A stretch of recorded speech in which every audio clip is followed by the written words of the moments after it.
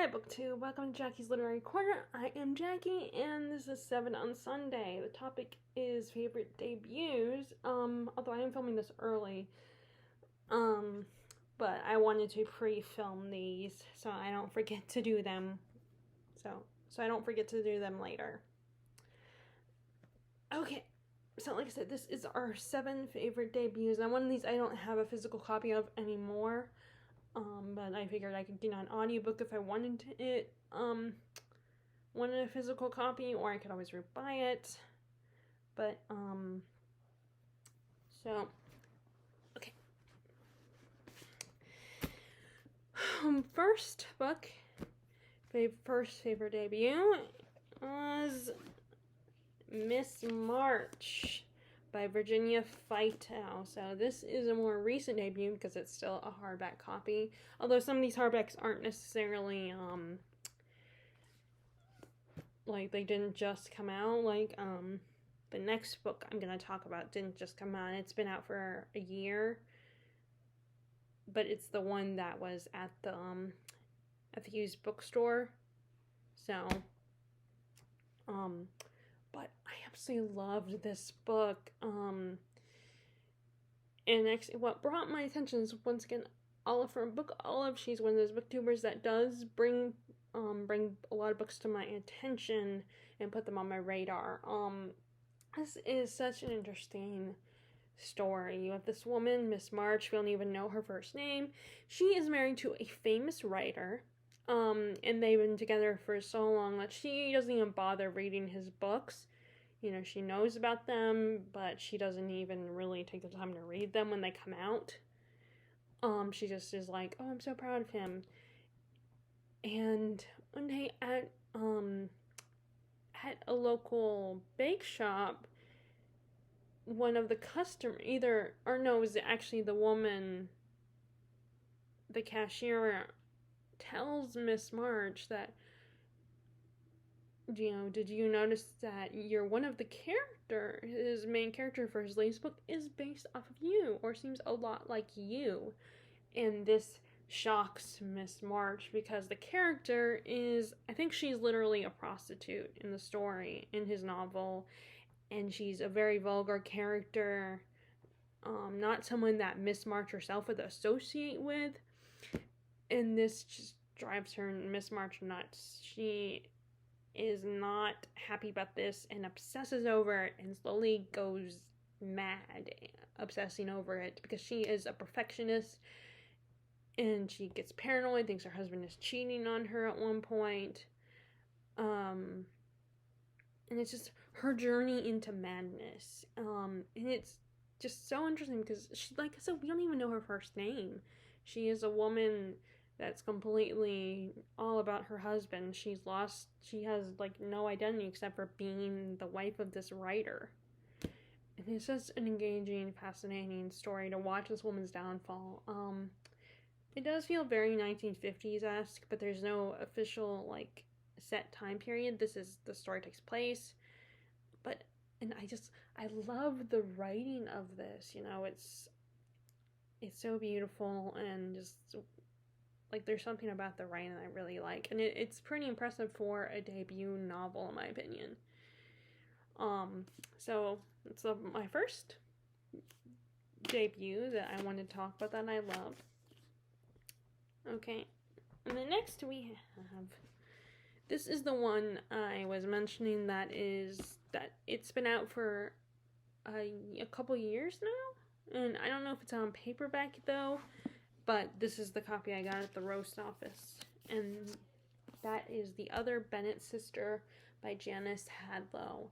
And this is Pride and Prejudice through Mary Bennett's eyes, but it's not just Pride and Prejudice, it's also Mary Bennett's journey and her coming of age, and how she comes out of her shell and finds love and finds herself.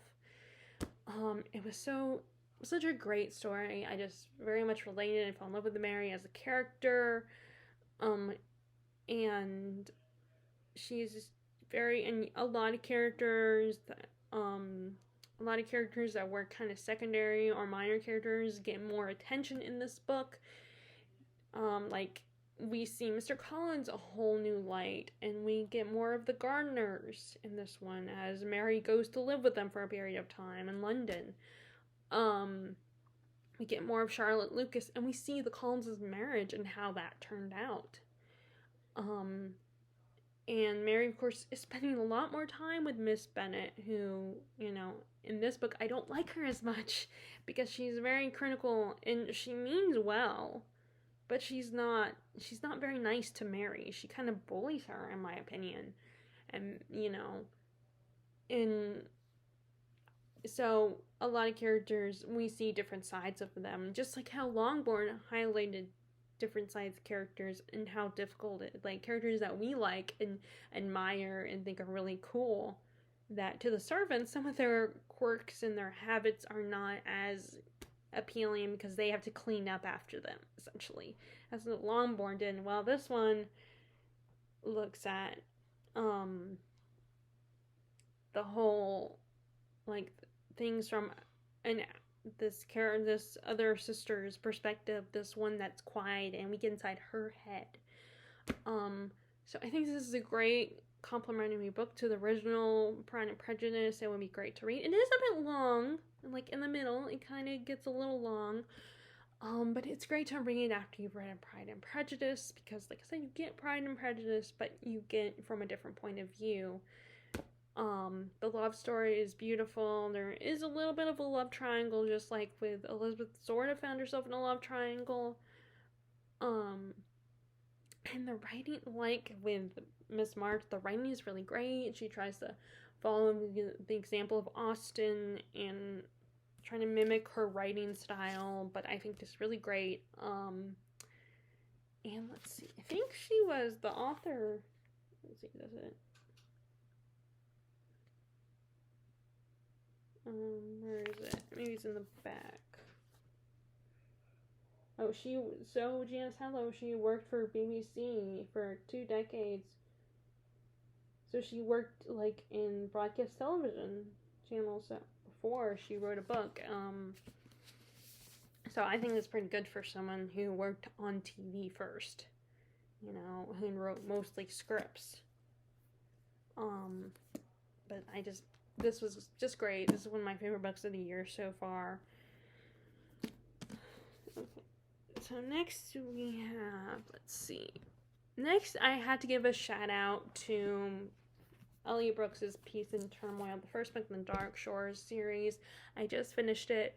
Like I said, I don't know when she's going to publish the next book, but I absolutely love this first book in this series. I'm curious how long it's going to be, though. I don't how long this series is going to be, how many books she's going to write.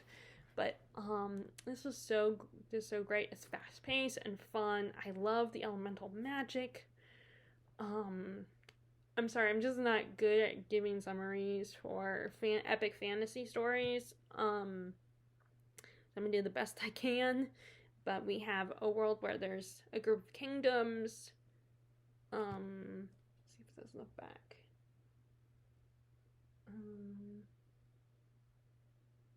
We have Zenith, Mycedia, and Sadie are the 3 kingdoms.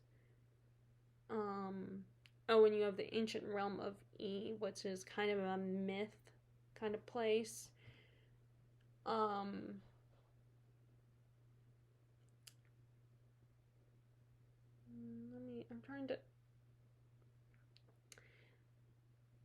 But you have these, I did read the book, I did read it, and I did enjoy it. I'm not good at summing up what fantasy books are about. You have these people that are protecting each members of these kingdoms of Mycedia, Zenith, and Sadie. They each protect their princes and princesses each protect a magical object. The dagger, the amulet.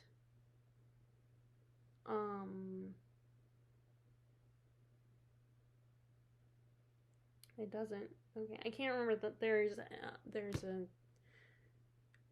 a shield also.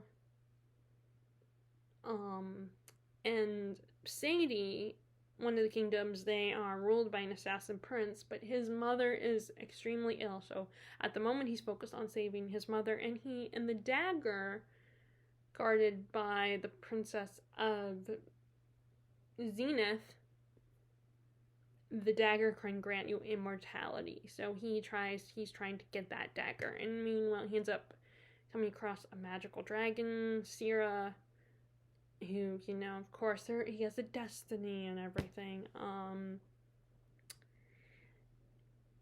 And meanwhile, the Guinevere is there is the King of Peace. I think that's Guinevere's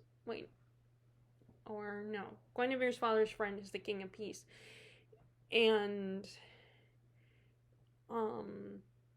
he is being convinced to kind of go, betray him, because the other people don't think the King of Peace is doing a good job ruling the kingdom. And so war starts to slowly happen. But anyway, it's a really intricate plot. There's a great magic system, elemental magic. You have the magical objects are really cool. The dragon and Diedrich are an awesome pairing. Diedrich is the assassin prince. It's very fast-paced, although it is a little slow in the beginning and takes the time to get to introduce you to the characters. The chapters are short and quick, so it goes well for the pacing.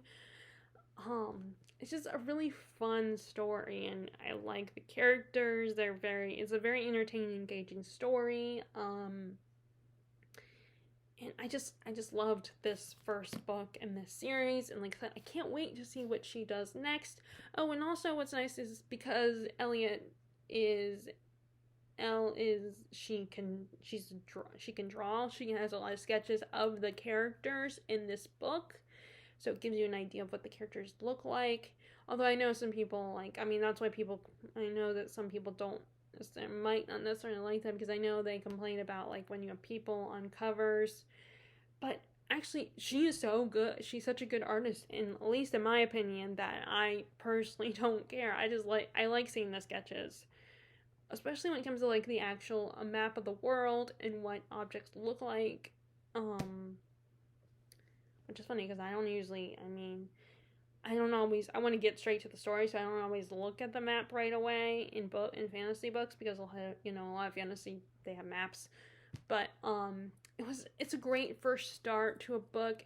It was really, like I said, I like the magic system, and I think it's a good first for a debut. I think it's really good for But anyway. So I have to give a shout out to Elliot Brooks's first novel. Okay, and then let's see. Next, we have one book on here that I got into way long before I even joined BookTube, before we even moved here. And it was actually really cool to find out that it has a little bit as a fan base on BookTube. It was actually really cool to find that out and to hear people talk about this book, because of course before I joined BookTube I didn't always hear about other people's love for books that I loved, because not all my family members who do read the fantasy genre. So it was just really cool to hear about this book and to hear, that are a lot of people who love this book. And that is The Night Circus by Erin Morgenstern. This was her first book, and recently, a couple years ago, she published her second book, The Starless Sea.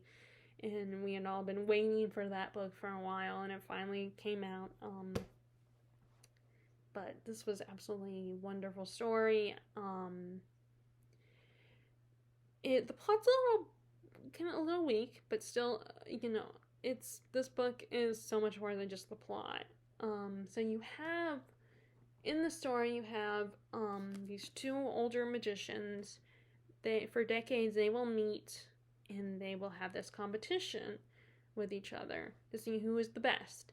And is the present day of the novel is the 1800s, and they meet. and decide to have this competition and have these and take on 2 apprentices to act for them in the competition. And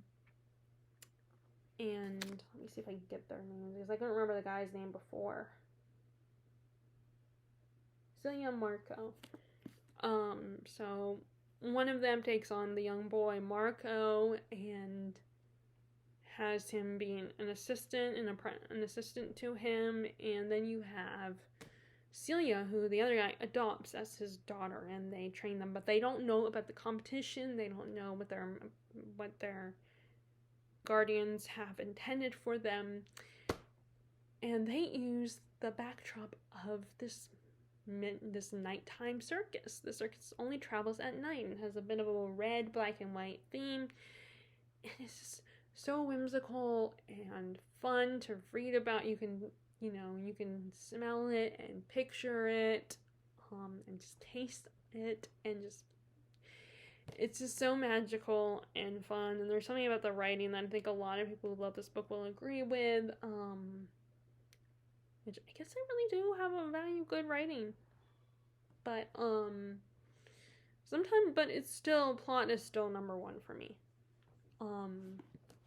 which is funny because this is a bit of a the plot is a little, it's not a strong plot, and unfortunately you don't get a lot of the competition part. The competition is them building the circus, but it's not it doesn't get violent or dangerous or anything. It's just, so it's not a super exciting competition, or it's a different kind of, or I should say it's a different kind of excitement.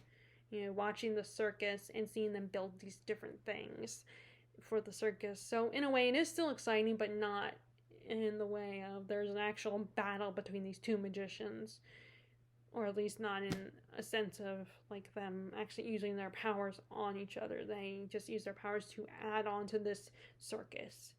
I love the writing, and it reminds me of a Dickens or a Jane Austen novel with the writing style.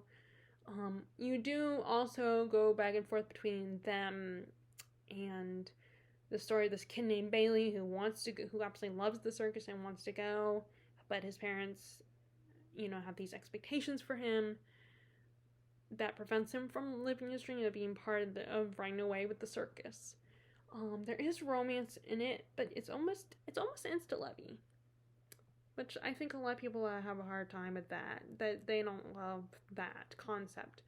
But in this case, for me personally, I don't mind as much, but insta-love doesn't necessarily bother me as hugely as it does some people, but I think that's also because I don't watch or read a lot of romance, although I should say I do watch a lot of romance, but I don't read a lot. But the romance is in there, and it's not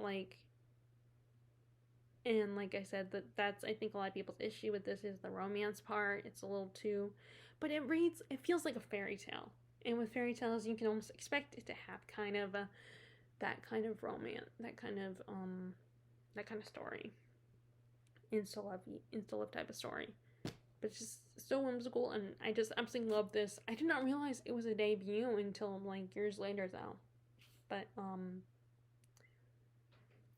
anyway, this was so great and so fun. A great first book. Okay, so next is we're close to the one I don't have. That will come after I talk about this next book, the one I don't physically have a copy of anymore. But first we have M.L. Rio's If We Were Villains. This has been compared to The Secret History, as it follows a similar type of story where someone gets murdered, and it's about figuring out who done it. Although the book starts out with them thinking that this kid, Oliver Marks, was the one who killed him, and he's the one that is in jail for 10 years.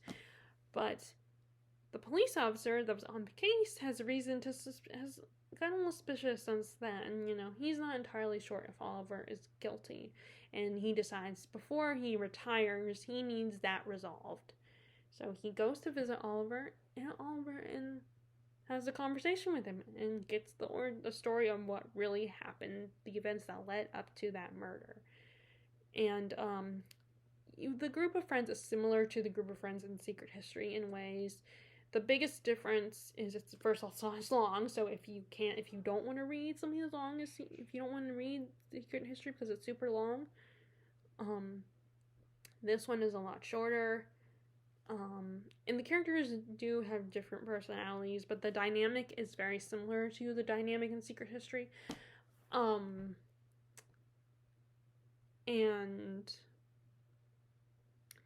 also there's a bit of Oliver has a crush on one of the there is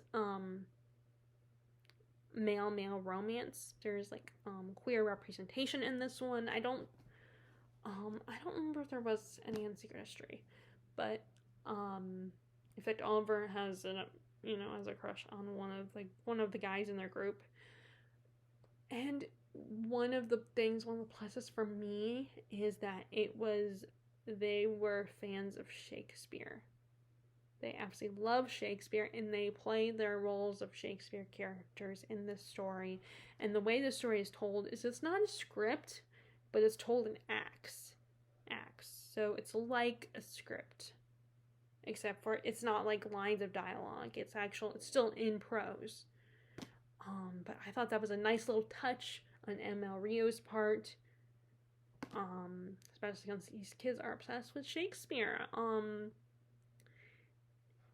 it's like I said, if you want a shorter book, than The Secret History, but you still like that kind of story, then I think this is definitely worth the read.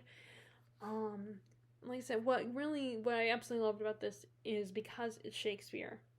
The references. I didn't entirely understand all of the references because I've only read a handful of Shakespeare plays, thankfully, because of school. But I do like Shakespeare. And this is really good and engaging for a first book. It was really fun, and I remember really being, enjoying it and really excited to read it. Although I prefer the cover with the skull on it, that reference, over this cover personally, but this is paperback, and and I have mixed feelings about hardback books, put it that way. And then hardback books are more expensive, so but just there's something about this, like I said, this type of story and these type of characters, and then the fact that it's Shakespeare and the theater. As a theater kid myself, I was part of that world. I wasn't as eccentric as some theater kids are, or as eccentric as these kids are, but I think I truly was, more of a book person than a theater kid, but I was still part of that world. And it was fun to be back in that world, but without actually, because I can't really, there are probably ways I could get back into this world, but I'm just a very shy, awkward person. I would probably end up being part of a crew but even then there are limited things to what I can do. But that's what I did in high school. But it's just, and so it was an engaging plot, but it wasn't super long, and just like I said, it was the theater world. I absolutely love that, being part of the theater world again. So yep, that was it. And then, okay, so the one I don't have a physical copy of, and I can't show you on the screen because I still don't know how to do that, is Caraval. The Caraval series. It became a trilogy, and she recently wrote another book. This is which is also, I don't know if it's going to be a trilogy again or just a duology, but this is by Stephanie Garber. And Caraval, I just absolutely love Caraval. It was such a delectable treat. I love the writing, all the beautiful descriptions. But you have these two sisters, Scarlett and Donatella. Their mom died. Their dad's an abusive jerk. In fact, it's to the point where, he will, to punish one, he abuses the other. So one day, their childhood, there is this traveling circus from their childhood they always wanted to be part of called Caraval, and Donatella, wanting to escape from their life, decides to write to Legend, the master of ceremonies of Caraval, and he responds actually inviting them to join, which he did not Now, Scarlett's solution to their problem to escape is to go along with this marriage their father has arranged for them. But Tella does not trust this guy that she's going to marry because they've never met him. They've only exchanged letters. So Tella gets her to go on this quest. To go to Caraval with this guy, this mysterious sailor, Julian. But when they get to Caraval, the latest location of Caraval, Tella is kidnapped, and basically Julian and Scarlett have to work together to find Tella, and that's how they win the game, because Caraval is a game. It's not just the traveling carnival, it is also a game, a competition. And the thing about Caraval is you cannot trust what you see or what you're told. And so this is such a whimsical story, such fun, and I like Scarlett. I know a lot of people do not like Scarlett. They found her kind of annoying and frustrating character, but I actually liked her. But I like Tella too.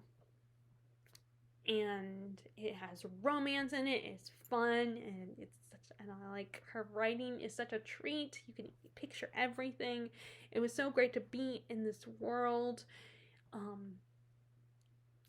And there's actually two romance. There's a romance for both sisters. I love that it's a book about sisters as well, by the way. The second book is more focused on Tella's romance. So each book the first book is Scarlett's perspective, and the second book is Tella's perspective. And then I believe book 3, if I remember correctly, was from both perspectives. But and then, like I said, she's recently published the first book in a new series that still takes place in the same world, but not at Caraval. It goes beyond Caraval, which I really like, which I did like, although I miss being part of Caraval.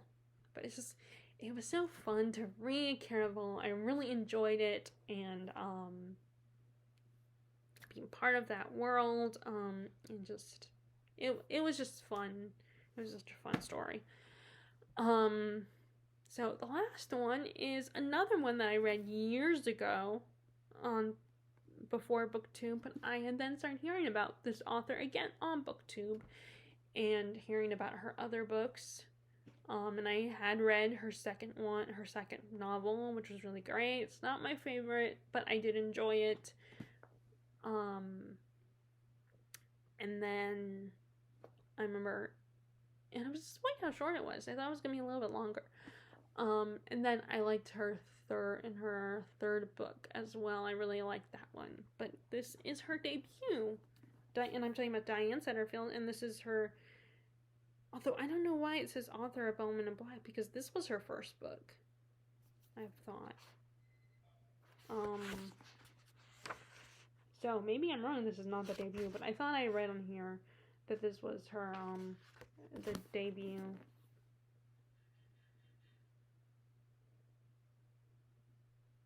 Yeah, because this even has an excerpt from Bowman and Black.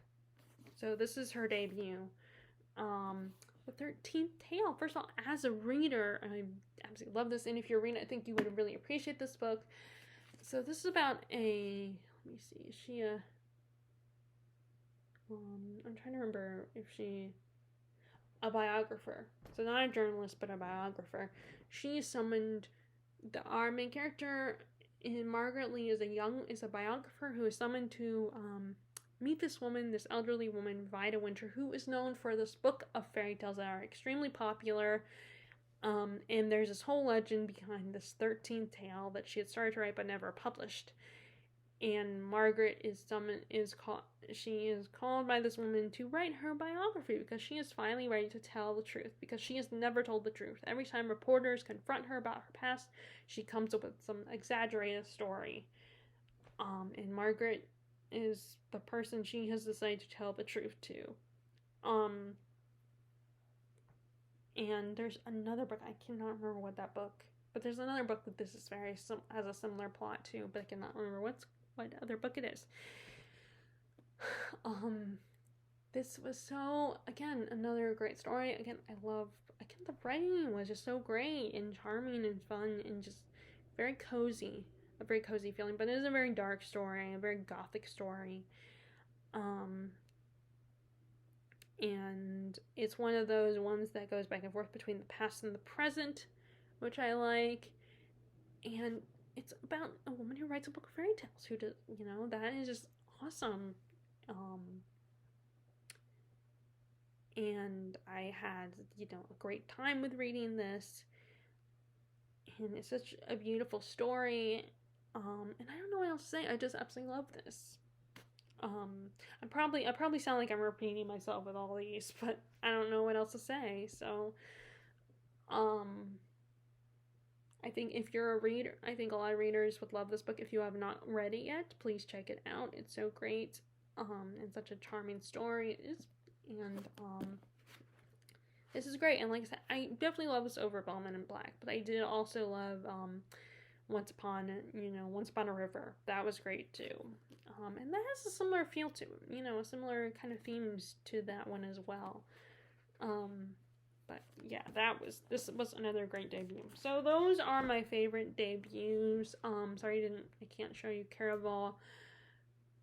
But anyway, would love to know your favorite debuts. Please feel free to share in the comments below. And if you guys like this video, be sure to give a thumbs up. Click subscribe if you haven't already. Click the bell notification below if you want to be notified when I post new videos. I hope you are doing well and staying safe and healthy and enjoying your reading. All right, bye.